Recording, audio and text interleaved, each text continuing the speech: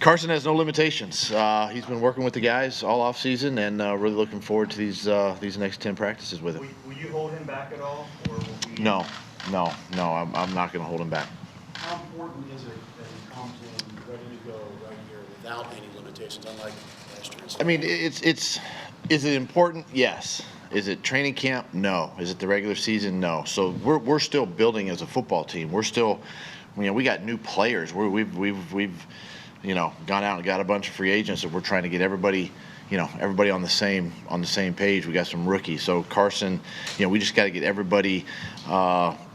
This is the time to kind of get on the same page. We're working through some things schematically, offensively, defensively, on special teams. Is it important that he's out there? I do think it's important that he's there working with the guys. And so that's why I'm excited that he gets a chance to do that. Doug, workouts obviously are voluntary, but Malcolm Jenkins, who's typically here for these events, is not here. What indication have you gotten from him or his camp that this is contract related? Yeah, no, obviously, as you guys know, I'm not going to get into any kind of personal conversations that we've had, but it is a voluntary program, and Malcolm is one of those guys that leader of the football team, and not concerned with him.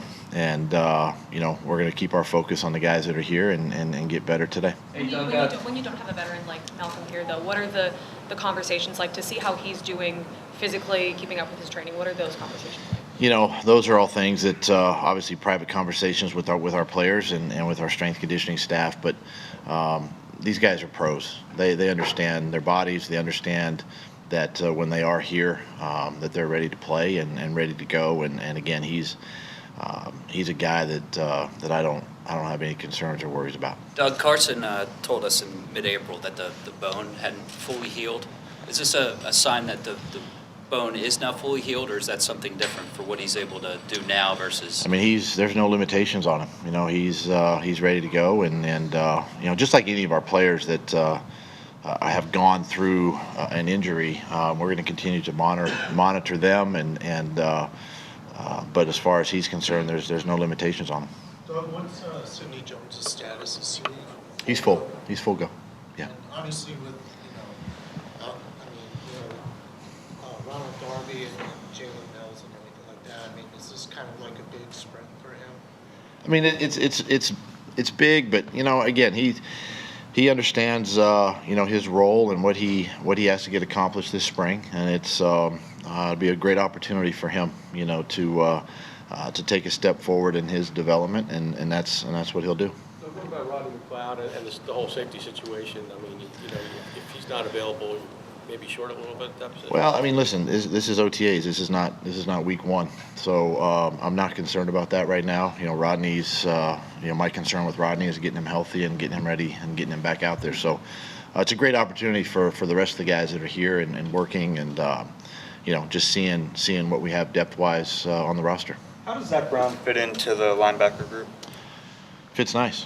Yeah, it's a good guy and fits well. What are your expectations for him this season? I mean, he's got to come in and learn the playbook, defensive playbook. He's a veteran guy that can lead by example. He's played a lot of games.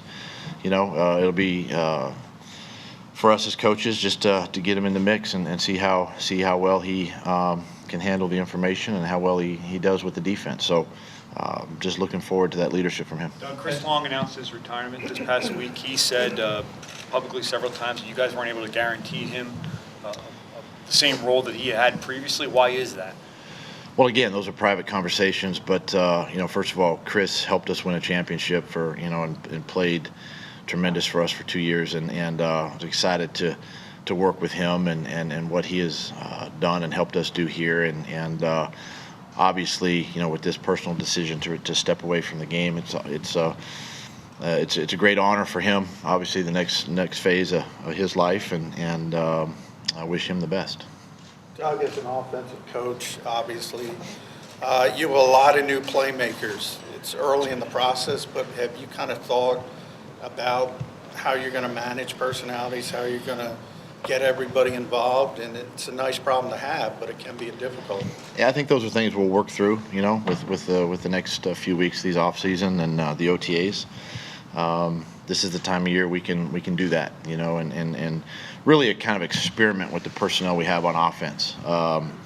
And that's the exciting thing, because we're not playing games for a while, so we're not game planning anything. We're executing and trying to get better with our scheme. So I'm really looking forward to the new additions on offense and seeing how well they fit into what we are as a team. Speaking of which, Doug, has DeSean Jackson been around a lot, and what sort of sense have you gotten from him? DeSean's been here. I mean, I'm you know, that was probably one of the things that I was excited about with him, you know, that he's here and working with the guys and working with Carson. And I'm just looking forward to getting him out there and moving around and you know, how much he's picked up with the offense, you know, through phase 1 and 2, and seeing how best we can use him. Doug, last year, the last couple of years, when all your quarterbacks were healthy, there was a pretty clear hierarchy. It was Carson and then Nick as the solid number 2. How does Cody Kessler's presence and Nate Sudfeld's presence, is that dynamic still in place? Are they competing for the number 2 spot? I mean, it's probably with any of our positions, but at that spot, I mean, you know, Cody's obviously come in. He's started games in this league, and you know, his biggest issue now is just learning the playbook, and he's only been here a short period of time, but you know, he'll get some opportunity this spring. Nate has an opportunity to, you know, really compete and solidify the number 2 spot. If, you know, much like Sydney, I mean, he gets an opportunity. It's a great opportunity for him to do that. So, you know, again, there's going to be a lot of reps, you know, for these quarterbacks to get. And, you know, again, I think, and you guys have heard me say this before, that, you know, depth brings a lot of competition, and at that spot is no exemption. So looking forward to that. Doug, you had mentioned previously that looking at ways to use 12 personnel was kind of an off-season project for you guys. Who are some of the teams, whether NFL, college, whatever, that you can kind of look at and watch film just to, you know, brainstorm different ideas on how to do that? Well, I wouldn't say there's necessarily one particular team. A lot of teams use 2 tight ends, but, you know, for us, it's just a matter of going back and evaluating our scheme. And some of the things that even we do with 11 personnel, we can do with 12 personnel. So, and creating new and exciting ways to utilize that personnel group. Who's out for the spring? Guys where you need to hold them out until training camp? Who are guys that are out? Yeah. Are there any players who you just won't have all spring? Well, I mean, you know, the guys that had surgeries after the season, I mean, you know, we're just going to continue to monitor their progress, and you know, see where they are at the end of spring, and then obviously we got time before training camp to get them back. Are there names that? Oh, you want names? Yeah. Obviously, Brandon Fletcher. You know, listen, you know, obviously we don't give out injury reports at this time, but I mean, you know, I could say guys like, you know, Fletcher and Nigel with their incidents at the end, Brandon Brooks. I mean, these are guys that, you know, we're just going to monitor and see, and keep them coming on their progression, and get them ready for camp. Malik Jackson's a very vocal guy. What have you noticed about him from a leadership standpoint? He's been great. He's been great with that group. He's been great in the room. You know, again, he's another one of the new additions that I'm excited, you know, not only for OTAs, but I think once we get into camp and put the pads on and get next to Fletcher and work inside. And he's just a bright spot. He's very, the conversations I've had with him out on the field, you know, during the spring, I mean, he's excited to be here, you know, and it's a great opportunity for him. There have been reports that Joe Douglas is the Jets' #1 Man, you target are bringing up everything for their GM vacancy.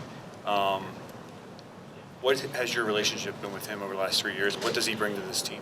Joe's, gosh, our relationship's been great. You know, it's like you know, we've said before. I mean, you know, he's a big part of our scouting process and getting, you know, getting the information we need through our scouts and you know, assisting us in that area. And you know, our process has always been a collaborative one. There's a lot of open dialogue, whether it's between me and Howie, Joe and Howie, the 3 of us together, our owner, and he's really built that relationship and has done a good job for us. Are you anticipating losing them?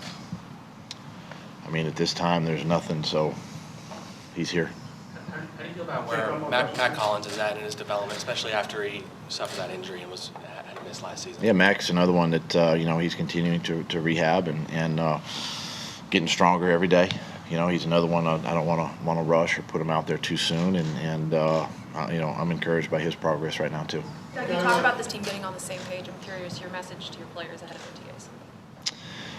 It's a one day at a time. I mean, this is the time we start to build the foundation, of our season, and this is where we also get to see, the collaboration with the team and sort of, that camaraderie, right now, and even though all the pieces aren't here, I think we can really sort of interject the new guys to how we practice, and when we're not in pads, and it's about getting, better each day and just focusing on today. You mentioned at rookie camp that you might cross-train Mulata at left and right tackle. You made that decision, and will you start right away with that? Yeah, we're gonna cross-train him, from left to right. He's been working a little right tackle, in phase 2. So it'll be a good, for him and his development and his growth as we work through OTAs that way. All right, thank you.